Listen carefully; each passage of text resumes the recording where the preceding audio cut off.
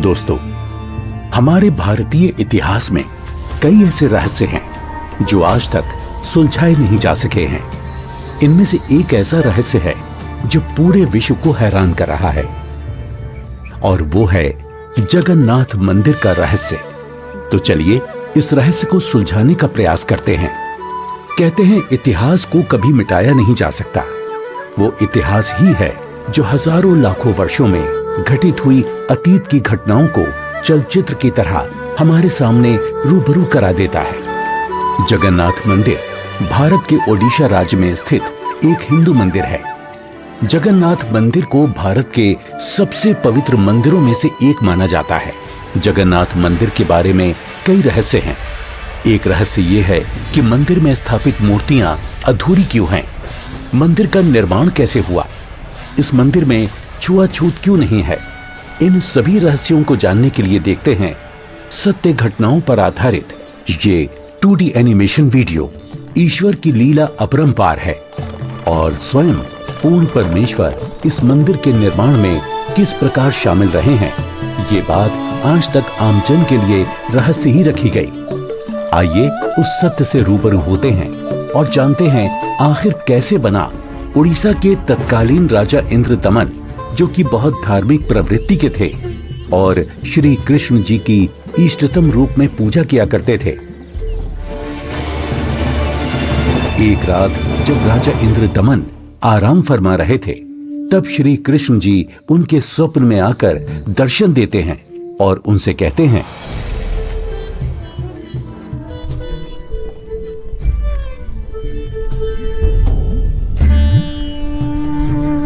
इंद्रदमन। हे प्रभु, आप? हे इंद्रदमन, मेरी मृत्यु के उपरांत जिस संदूक में मेरी अस्थियां विसर्जित की गई थी, वो काष्ठ का संदूक पानी में बहता हुआ तेरे राज्य में पुरी में समुद्र किनारे आ लगा है। मैं चाहता हूं कि तुम मेरे आदेश से उस संदूक को उसी स्थान पर रखकर उसके ऊपर मंदिर यादगार रूप में बनवा दो, जिसका नाम जगन्नाथ होगा। और उस मंदिर में एक विप्र रख देना जो श्रद्धालुओं को पवित्र गीता के अनुसार ज्ञान प्रचार करेगा। याद रहे, इस मंदिर में ना तो कोई मूर्ति होनी चाहिए और ना ही कोई पाखंड। जैसा आपका आदेश महाराज। किंतु भगवान, कृपा करके मुझे वो स्थान दिखा दीजिए जहां मंदिर का निर्माण किया जाना है। ठीक है वत्स, मैं तुम्हें वहां ले चलता हूं।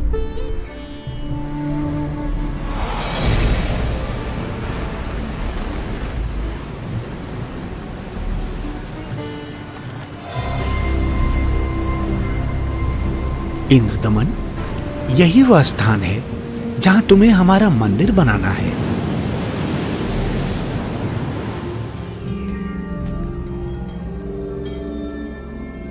भोर होते ही राजा इंद्रदमन ये बात अपनी पत्नी को बताते हैं। फिर उसके बाद मेरी आंख खुल गई। स्वामी, इस शुभ कार्य में देरी कैसी?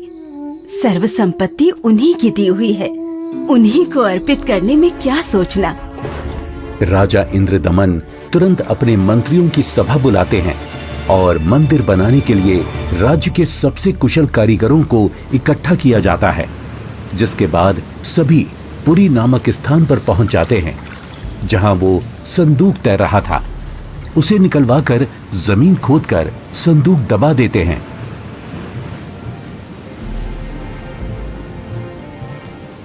और देखते ही देखते उस संदूक के ऊपर मंदिर बनाने का काम शुरू हो जाता है।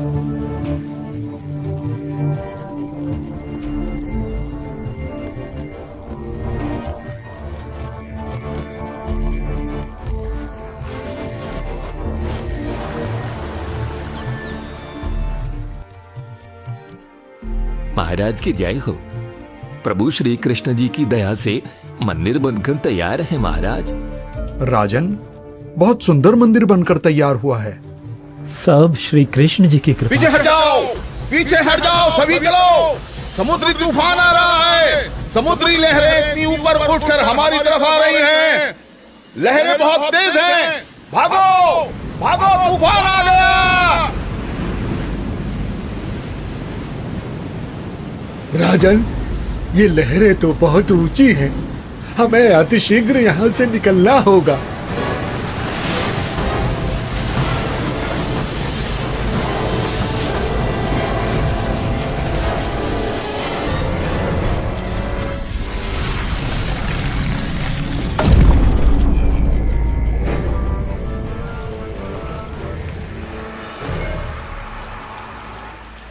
हे भगवान, ये क्या अनर्थ हो गया। समुद्र की लहरों ने मंदिर को तहस नहस कर दिया है महाराज। जगन्नाथ मंदिर के तैयार होते ही समुद्री लहरों का आना और मंदिर को अपने आगोश में समा लेना, ये घटना सिर्फ एक बार नहीं अपितु 5 बार घटित होती है।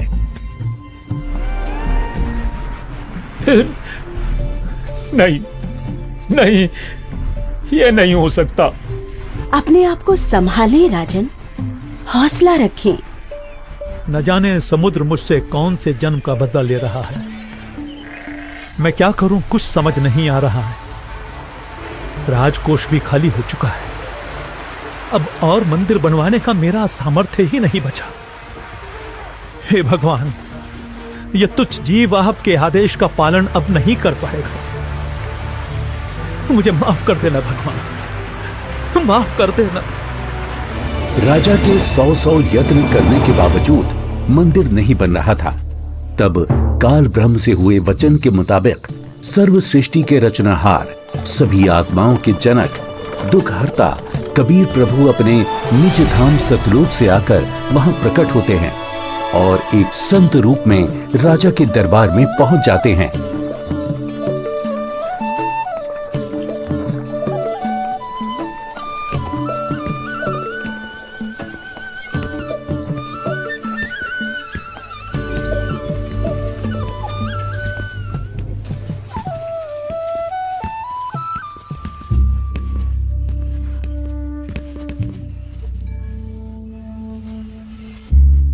प्रणाम महाराज।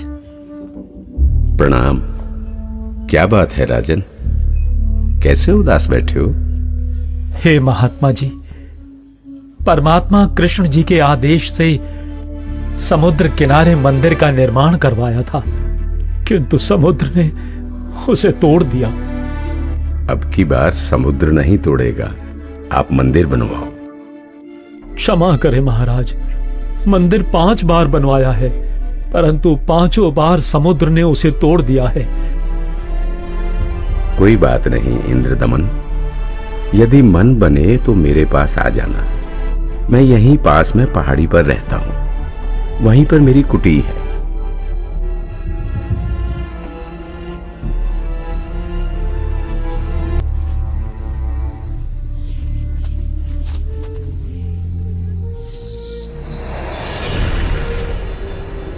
इंद्रदमन, एक बार फिर मंदिर बनवा दे।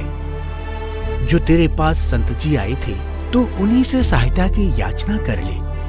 वो कोई मामूली संत नहीं है इंद्रदमन। उनकी भक्ति शक्ति का कोई पार पार नहीं है।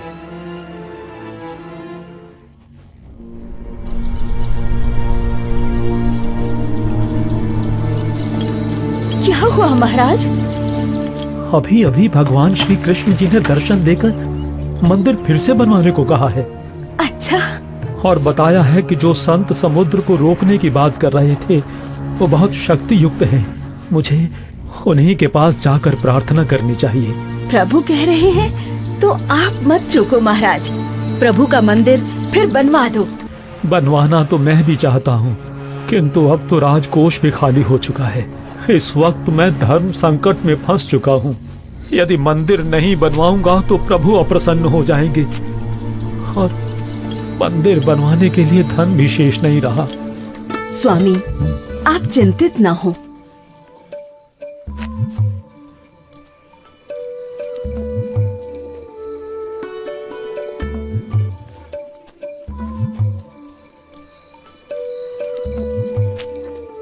मेरे पास आभूषणों की कोई कमी नहीं है। किंतु रानी, आपके आभूषण अभी उसकी चिंता आप ना करें राजन। आपका और मेरा दुख एक ही है, दो नहीं है। आप संकट में हैं, मैं इन आभूषणों का क्या करूंगी?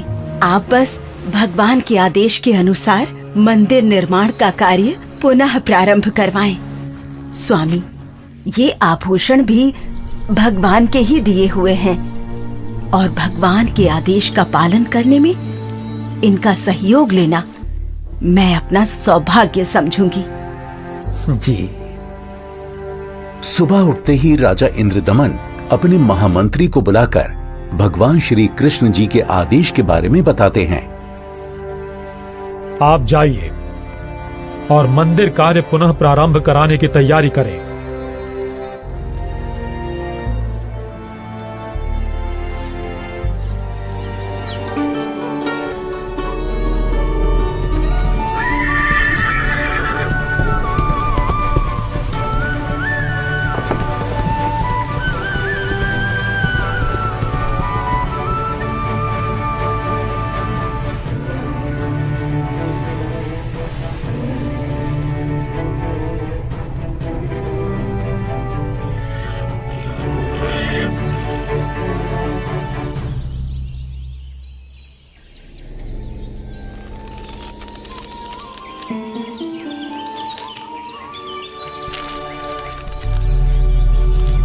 प्रणाम ऋषि जी। कहो इंद्रदमन, कैसे आना हुआ?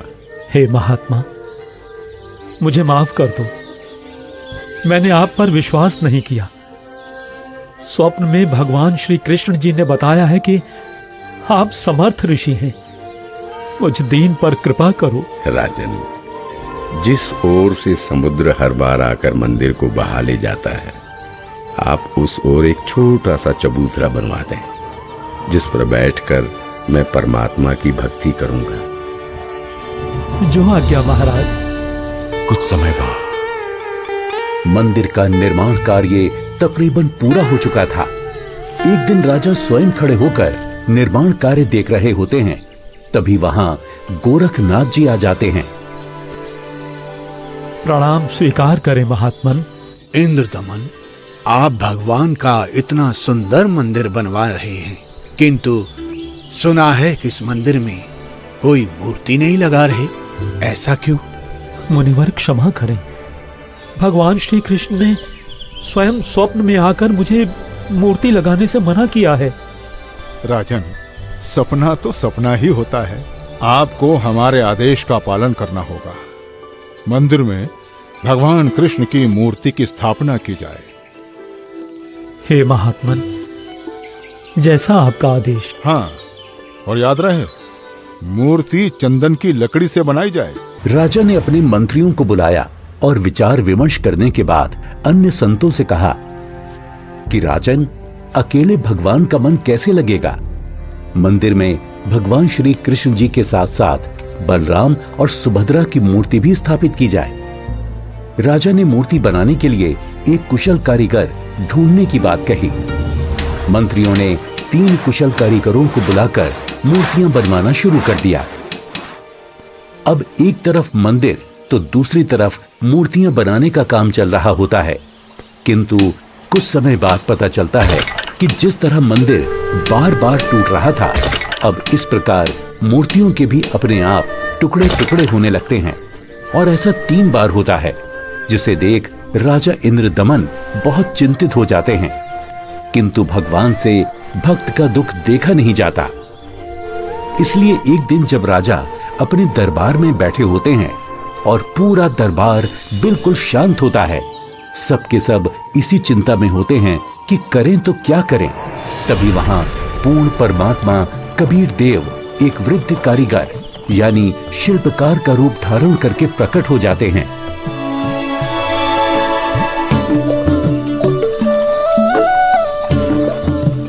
राजा से कहो कि मैं एक शिल्पकार हूँ और मूर्ति बनाना बड़े अच्छे से जानता हूँ। महाराज की जय हो। महाराज, बाहर एक वृद्ध व्यक्ति आया है और अपने आप को मूर्तिकार बता रहा है। आपसे मिलना चाहता है महाराज। अवश्य, उनको अवश्य आने दिया जाए। जो आदेश महाराज।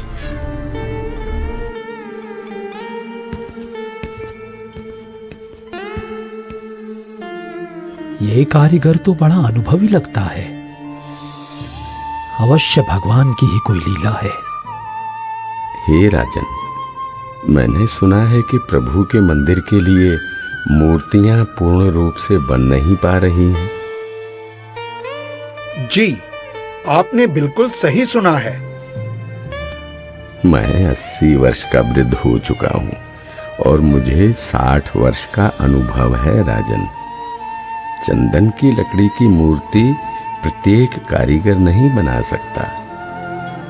यदि आपकी आज्ञा हो तो सेवक उपस्थित है। हे कारीगर, आप मेरे लिए भगवान ही हैं, जो कारीगर बनकर आए लगते हो।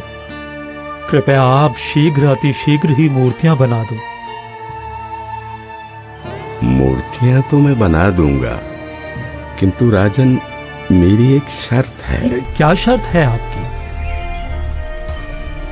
राजन, मूर्ति बनाने के लिए मुझे एक कमरा चाहिए, जिसे अंदर से बंद करके मैं बड़ी स्वच्छता से मूर्ति तैयार करूंगा। और जब मूर्तियां तैयार हो जाएंगी तो मैं स्वयं दरवाजा खोलूंगा। ठीक है। एक बात और राजन, यदि बाहर आने से पहले दरवाजे को खोलने का प्रयास किया तो मूर्तियां फिर पूरी बन नहीं पाएंगी। वो जितनी बनी होंगी उसी हालत में आपको मिलेंगी और फिर उन्हें पूर्ण कर पाना संभव नहीं होगा राजन। जैसी आपकी इच्छा। मंत्री जी, मूर्तियां बनाने के लिए सब बंदोबस्त किया जाए।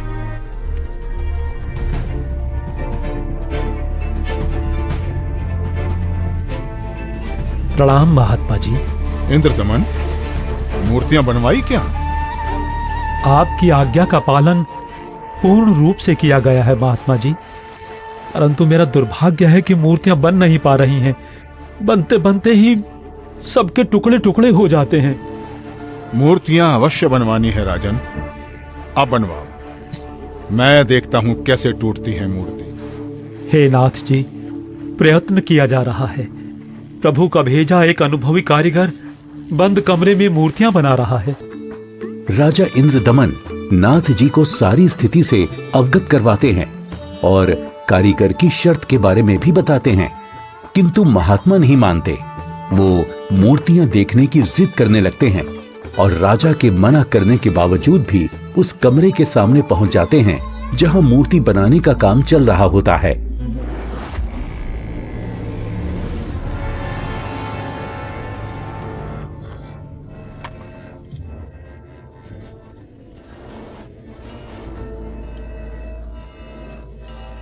कारीगर, दरवाजा खोलो।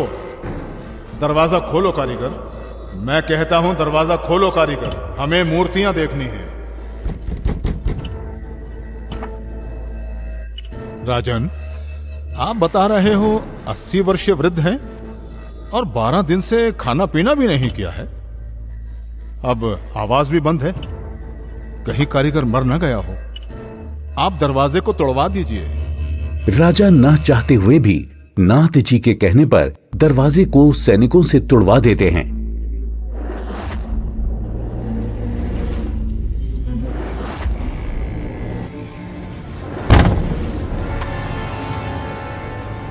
दरवाजा खुलने पर अंदर कोई कारीगर नहीं मिलता।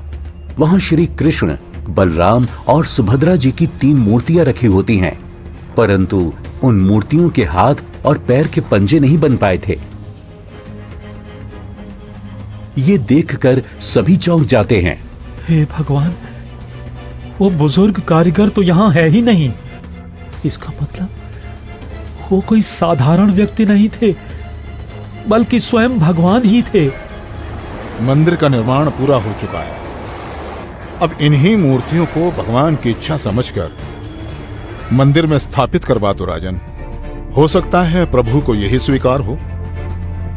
लगता है श्री कृष्ण ही स्वयं मूर्तियां बनाकर गए हैं। मंदिर का निर्माण कार्य संपन्न हो चुका था। अब बारी थी तो मूर्तियों में प्राण प्रतिष्ठा की, जिसके लिए राजा, रानी, मंत्री, महामंत्री और काफी संख्या में पंडित ब्राह्मण मंदिर के सामने पहुंच जाते हैं।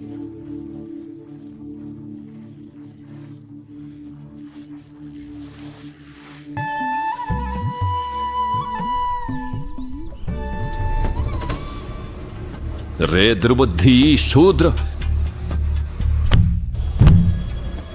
अपवित्र! देखता नहीं मंदिर का द्वार अपवित्र कर दिया तूने। ये क्या हो गया? शूद्र कैसे बन गई? भगवान,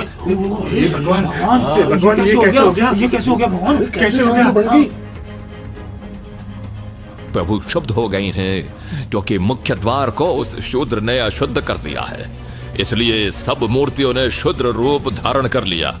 बहुत बड़ा अनिष्ट हो गया राजन। कुछ समय उपरांत देखते ही देखते मूर्तियां अपने वास्तविक रूप में आ जाती हैं, जिसके बाद पंडित कई बार गंगा जल छिड़ककर मूर्तियों को शुद्ध करने का उपक्रम करते हैं। मूर्ति स्थापना के कुछ दिन बाद अचानक समुद्री तूफान आ जाता है और समुद्री लहरें लगभग 40 फीट ऊंची उठकर बहुत तेज वेग में मंदिर की ओर चल पड़ती हैं। सभी आपस में बातें करने लगते हैं। लगता है अब की बार भी समुद्र मंदिर को नष्ट कर देगा। अरे ये क्या? संत जी अभी भी वहीं पर बैठे हैं। अरे कोई उठाओ उनको वहां से। सभी चिल्लाते हैं, हट जाओ, हट जाओ, हट जाओ, वहां से पीछे हट जाओ, समुद्री तूफान आ रहा है। हट जाओ, हट जाओ, वहां से पीछे आ जाओ, महात्मा जी, पीछे आ जाओ। अरे अरे अरे अरे अरे ये क्या हो गया? ये क्या हो गया? ये क्या हो गया? अरे क्या होगा? महात्मा जी ने पानी को वहीं पर रोक दिया है राजन।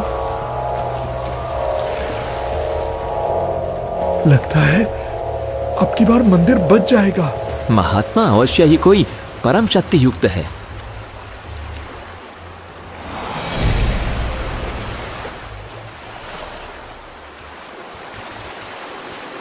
हे भगवान, मुझे रास्ता देने की कृपा करें। मैं मंदिर तोड़ने जाऊंगा। वत्स, ये मंदिर नहीं है। यहाँ पाखंड पूजा नहीं होगी, बल्कि गीता का ज्ञान सुनाया जाएगा। ये तो आश्रम है। आप जैसे बलवान को शोभा नहीं देता कि इसको विध्वंस करें। लेकिन मैं इसे अवश्य तोड़ूंगा, चाहे कुछ भी हो। अगर ऐसा है तो जाइए समुद्रदेव, तोड़िए।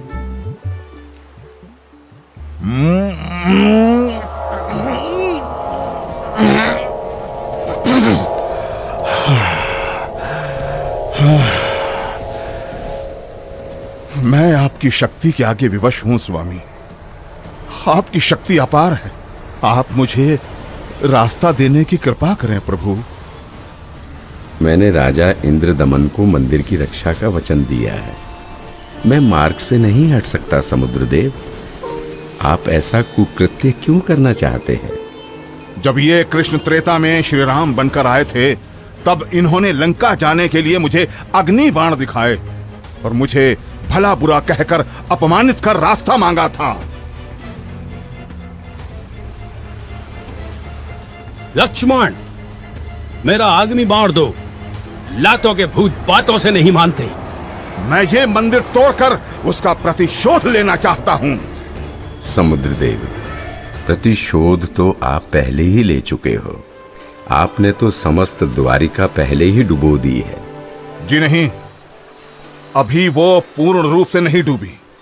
कोई प्रबल शक्ति युक्त संत आने के कारण मेरा वो कार्य भी अधूरा रह गया और वो आधी ही डूब सकी, क्योंकि मुझे वहां पर किसी ने मानो बांध दिया है।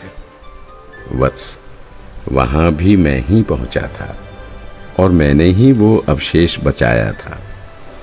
अब जा, शेष बची द्वारका को भी डुबो ले, परंतु उस यादगार को छोड़ देना जहां श्री कृष्ण के शरीर का अंतिम संस्कार किया गया था।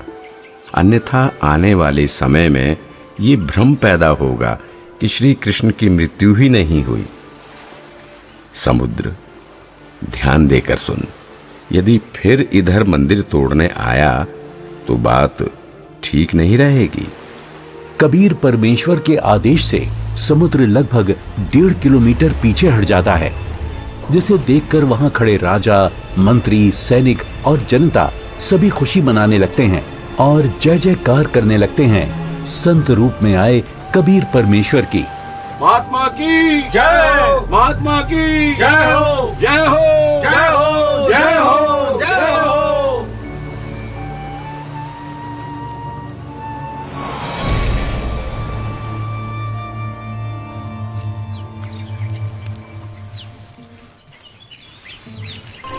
पंडित जी, सब कुछ करके देख लिया, आपका कुष्ठ रोग तो बढ़ता ही जा रहा है।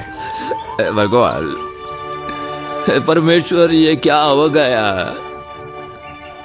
हे प्रभु, कष्ट हरो महाराज, क्षमा करो महाराज।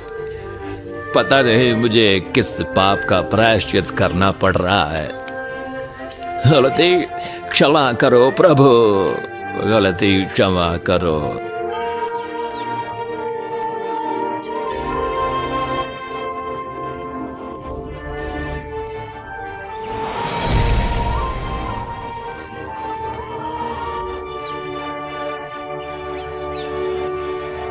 हे भक्त, तूने मुख्य द्वार पर खड़े एक संत को नीच जाति का समझकर धक्का दिया है।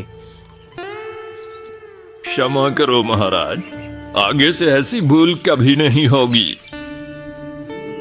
आपका कष्ट निवारण मैं नहीं कर सकता, ये तो उन्हीं के पास जाकर क्षमा मांगने से और उनके पैर धोकर उस चरणामृत के पान से ही होगा। वो कोई साधारण संत नहीं थे, अपितु कोई परम शक्ति ही शूद्र रूप धारण करके वहां परीक्षा लेने के लिए पहुंची थी। यदि वो आपको हृदय से क्षमा कर देंगे तो ही आपका कष्ट निवारण संभव है, अन्यथा नहीं।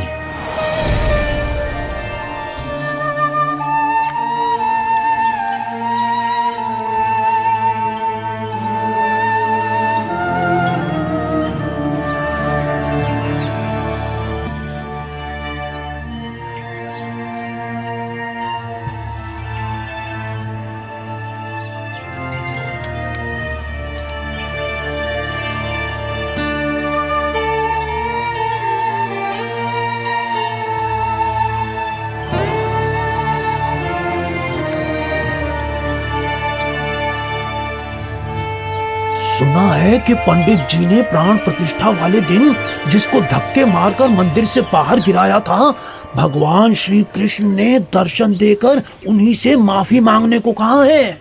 अच्छा? हाँ, मुनि की खोज सभी कर रहे हैं ताकि पंडित जी का कोढ़ का रोग ठीक हो सके। आसपास के पूरे क्षेत्र में घूमने के बाद भी जब परमेश्वर का वो शूद्र रूप कहीं दिखाई नहीं दिया, तब वापस मंदिर जाते समय पंडित जी मन ही मन भगवान से प्रार्थना करते हैं, प्रभु, प्रभु,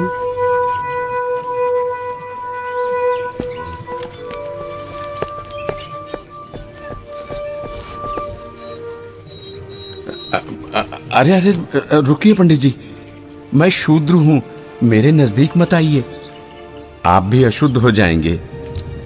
आप ऐसा न बोले, मैं बहुत शर्मिंदा हूं भगवान। परवरदिगार, मेरा दोष क्षमा कीजिए, मुझ पर दया कीजिए करुणानिधि। क्या बात है पंडित जी, आप क्यों विलाप कर रहे हैं? महाराज, उस दिन मुझसे बहुत बड़ी भूल हो गई, मुझे क्षमा कर दीजिए प्रभु। ये नीच प्राणी प्रायश्चित करना चाहता है, अपने चरणों का जल देने की कृपा करें जिससे मेरा कोढ़ ठीक हो सके प्रभु।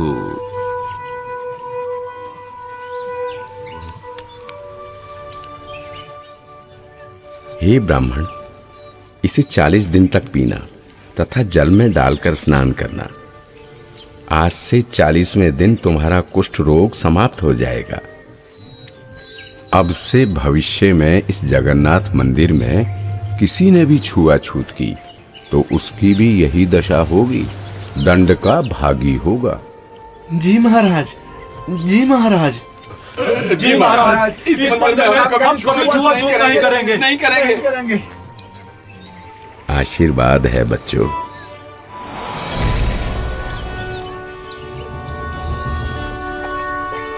कहते हैं जगत का पेख ना पेख्या, धनी का नाम ना लेखिया। कोई कहता है कि मंदिर श्री कृष्ण जी ने बनवाया, तो कोई कहता है कि जगन्नाथ भगवान ने बनाया, लेकिन जो करने वाला था उसका कहीं नाम नहीं। खैर, वो परमात्मा अपने आप में ही पूर्ण है, वो किसी महिमा का मोहताज नहीं। तो आपने देखा कि किस प्रकार परमेश्वर कबीर देव जी ने संत रूप में प्रकट होकर समुद्र को रोककर जगन्नाथ मंदिर की स्थापना करवाई, कारीगर रूप में अवतरित होकर मूर्तियां बनाई और क्षुद्र रूप बनाकर मंदिर से छुआछूत जैसी बुराई को हमेशा हमेशा के लिए खत्म कर दिया। समर्थ का कार्य समर्थ ही कर सकता है। तो ये थी कहानी पुरी के जगन्नाथ मंदिर की, जिसे कबीर प्रभु ने बनवाया और हर वर्ग हर जाति के लोगों को समान अधिकार दिलवाया। जगन्नाथ मंदिर की सत्य कहानी का रहस्य संत रामपाल जी महाराज जी के मंगल प्रवचनों से लिया गया है। हम सभी संत रामपाल जी महाराज का कोटि कोटि धन्यवाद करते हैं, जिन्होंने हमारे शास्त्रों में छुपे गूढ़ रहस्यों को उजागर कर हमें सत्य से रूबरू कराया। आज वर्तमान में केवल संत रामपाल जी महाराज ही तत्वदर्शी संत हैं, जो भक्ति और भगवान के बारे में वास्तविक जानकारी दे रहे हैं। संपूर्ण आध्यात्मिक ज्ञान प्राप्त करने के लिए अवश्य सुने जगत गुरु तत्वदर्शी संत रामपाल जी महाराज के मंगल प्रवचन और अभी डाउनलोड करें संत रामपाल जी महाराज एप्लीकेशन।